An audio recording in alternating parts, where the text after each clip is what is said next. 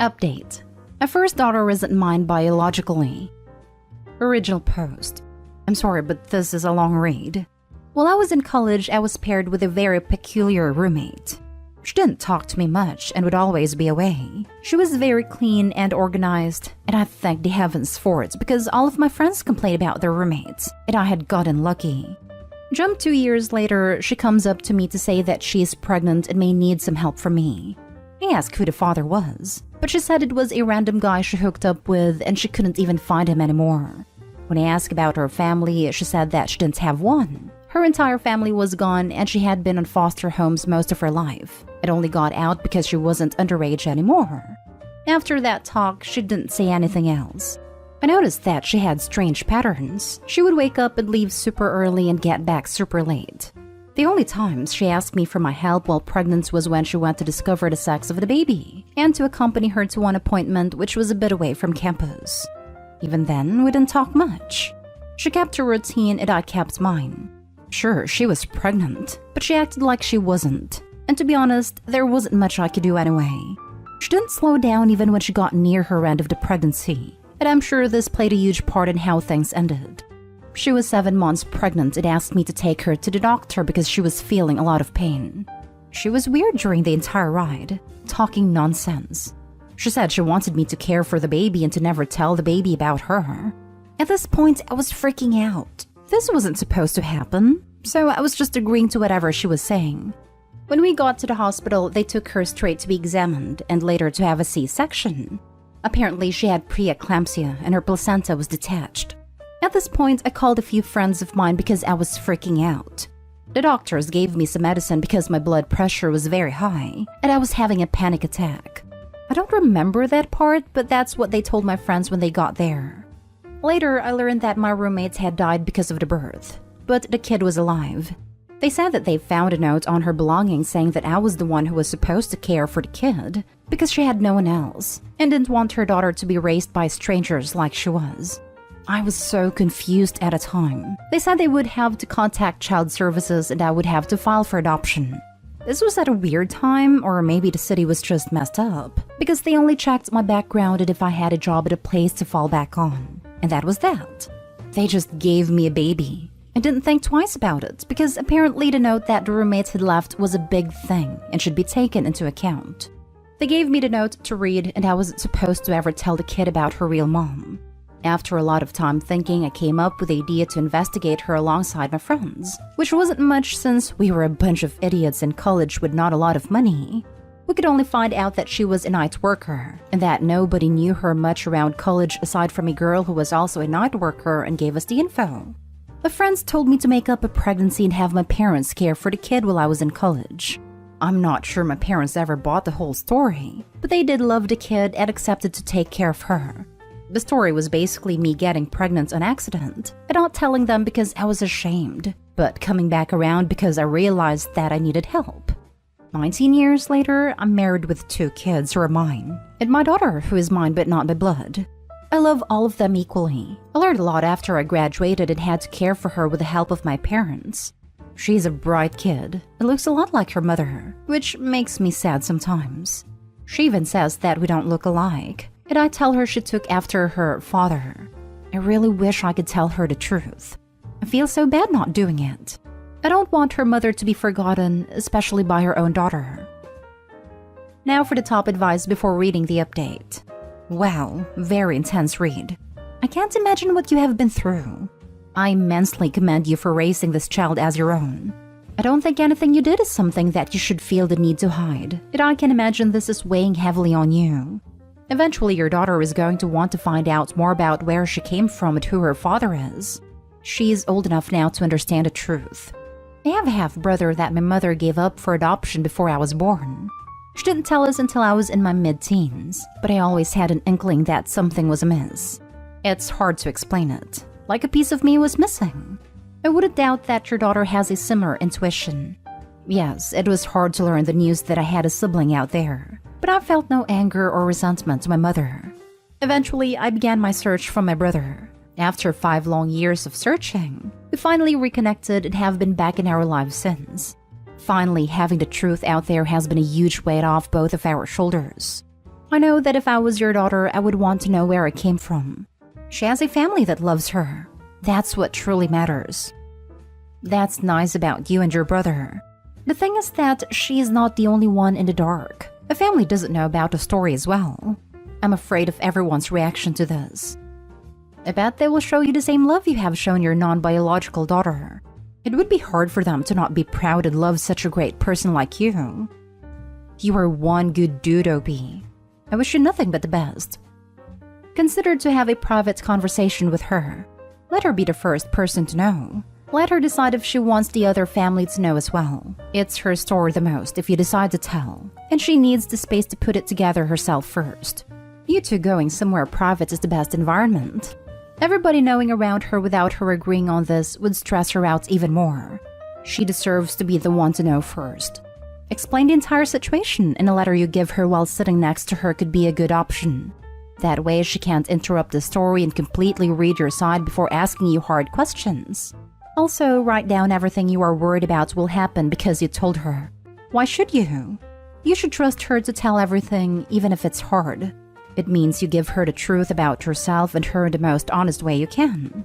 She may be in shock or angry as to why you mention it now. There's never a good time to tell. She just deserves to know.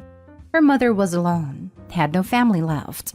She was ashamed of herself and her life. She must have felt something would happen to her, that something was going wrong. She didn't want to be known. She asked you not to talk about her. The saddest thing ever is to make her forgotten. She is invisible now, and she did mean something. She was in college. It just sounds like she tried to make something out of her life, even being at the bottom. Her death could have been prevented. She sure had a very difficult life. That doesn't mean she didn't deserve to be known. Of course, you want to keep her last wishes to the grave, but a relationship for life based on a buried secret, I don't mean to tell her now, but you need to prepare yourself. Maybe gather more information online, like where she was buried, print out things about her mother, pictures. If she's ready after the truth, hand her the envelope because she would want to know more about her biological mother. It would help both if you had it right there. She needs to see the evidence, it's no joke, and see you put an effort to show who her mother was. If she isn't up for it, she can open it anytime she wants. The people around you, if they find out about it, will react in shock as well. They won't hate you. If they can think they respect you for telling her first when she's old enough and not getting others involved into this. Good luck. And now for the updates. I never thought so many people would pay attention to what I posted here. After making the post, my desire to come clean to my daughter got even bigger. And after reading the response to the first post, I just saw a lot of things that I hadn't thought about before. Also, after some time watching her, I knew something was on her mind. I told her the truth a few days ago. My husband took our younger kids to a birthday party, and I said I wanted some alone time with her so we wouldn't be joining them. We were hanging out watching TV, and after a while I asked her if there was something in her mind that she wanted to ask me. She asked about her biological father. I showed her the note my roommates left, and she didn't really understand at first, but then I started telling her what had happened. She cried a lot. It took a long time for her to calm down. I swear it was the hardest thing to do, because I wanted to cry during the entire thing, but it was her moment. She asked me a lot of questions about it. Why I never told her or anyone else in the family, why I was only doing that now. Was I feeling guilty? Was I feeling burdened by her? It took hours to answer all her questions, and to be honest, at this point I was crying too, because I didn't want to hear her question how much I care for her and how much I love to have her in my life. It was emotionally draining for both of us, and in the end, she just asked me to do some research on her mom and take her to see her grave. I agreed, and we will plan to visit her grave soon. I asked her if she wanted to tell the rest of the family, and she said it was only fair to do so, but she would do it with me. She did ask for some time to process it, and so far we haven't told anyone else. She has been pretty interested in the situation, and she has confessed me a lot of stuff I didn't know before. She said she used to feel like she didn't belong because she doesn't look like me, but her siblings do. She also said she would often feel like a mistake I made in my life when I was younger. Those and other things really broke my heart. As of right now, I decided to take care of her first, and then bring the rest of the family. I booked an appointment with a therapist to help us both navigate the situation in a healthy manner and help us, especially her, to deal with the feelings that the situation brought to our lives. She has been closer to me than she already was. I feel like she's been more relaxed. And to be honest, so do I.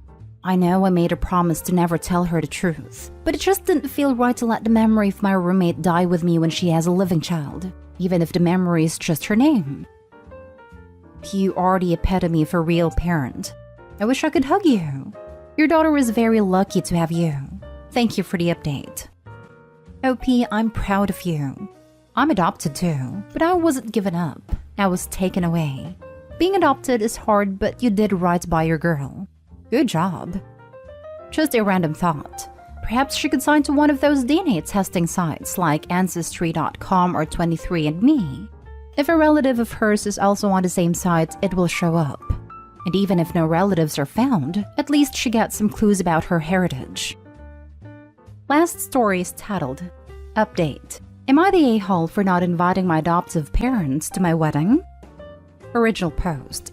I, a 30 female, am getting married to my fiancé in May. I was adopted when I was a baby, and my adoptive parents' 50s did their best to raise me and support me through college. We always had a good relationship, and I obviously love them. When I was 23, I decided to search for my biological parents, and long story short, they were teenagers, 14, when they had me. They are still together and they have 2 more children. They said they wanted to keep me, but they couldn't raise me, so they decided to put me up for adoption. The thing that really hurt me was that, in my childhood and teenage years, they tried to contact my adoptive parents and have a relationship with me, but my adoptive parents refused.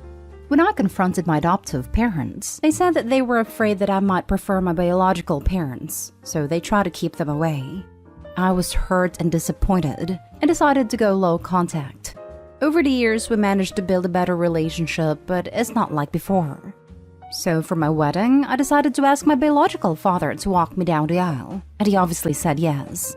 When my adoptive parents learned about it, they were hurt and said that their worst fear had come to reality, and if I insist to put my biological parents before them, then I shouldn't invite them to the wedding.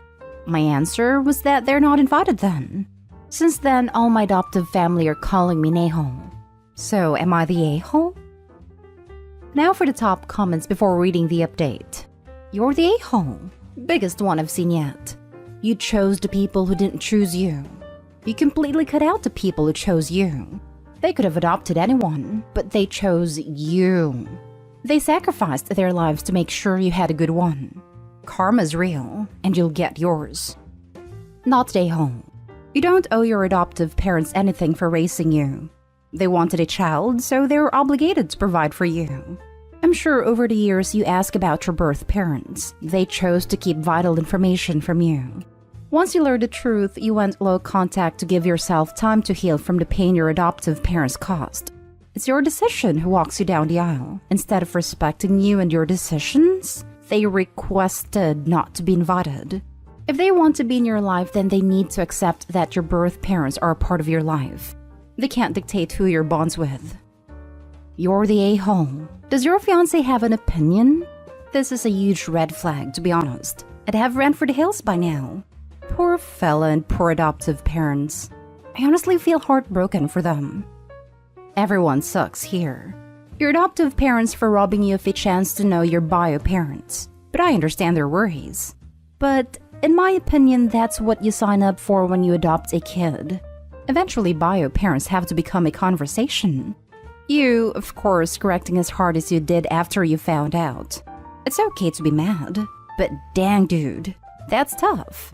You want someone you've known for a few years in comparison to walk you down the aisle versus someone that provided for you your whole life, instilled your values and supported you through college? A time when they legally could have just left you on your own. Honestly, your bio parents aren't really that sucky here. I saw a few commenters say things like, oh, they could have made it work, or oh, their parents could have adopted you, as if children aren't a huge financial responsibility. Your bio parents have alluded to the fact that they wouldn't have been able to put you in college and support you through it, so they did what they thought they had to do to give you and your older siblings a stable chance at life. Minor update. I talked to them and suggested that both dads could walk me down the aisle. My adoptive parents refused because they say that they did all the hard work and they shouldn't have to share the spot. But I told them that I will give them a couple of days to think about it. And now for the update. This will be my last post for anyone who is interested. My adoptive parents are officially not invited to my wedding, and we decided to go no contact. It was an emotional conversation. We cried the whole time, but I think it's for the best. They asked me if I can contact them again when I have a child. Since I was their only child, they won't have any other grandchildren. I said I don't think that's a good idea. I don't know how it could work. They got mad at me. I can understand why. I told them that giving them access to my future child would require contact. Maybe if we ever talk again, we can discuss this. They said I'm ungrateful.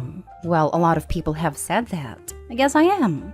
That I deprived them of any chance for children or grandchildren because they can no longer have kids or adopt. Then things just got bad. I don't think that we could possibly salvage this relationship anymore. I'm sad, but also happy for the new chapter of my life that is about to begin. Best wishes to everyone. So basically, you are doing the same thing your real parents did. Them wanting to have a relationship with your kids and you not letting them. The difference being they actually want to be there from day one. Unlike your biological parents who didn't want you. Only your siblings because they are the ones they love more and willing to work hard for, and always love more than you. You will always be a mistake, who is a second rate. The difference is that I will also tell my children from day one. Yeah, you have grandparents who love you and want to be in your life. But I'm a selfish loser who likes to abandon people, and I probably would do the same to you once you go against my needs. Must be nice to just replace one set of parents with another and just keep it moving. I wouldn't describe it as nice. You do know you created this entire situation yourself, right? I don't care anymore. I have my own life to worry about. I don't owe anything to anyone. Then no one owes you crap on here. Buzz off if you don't like it.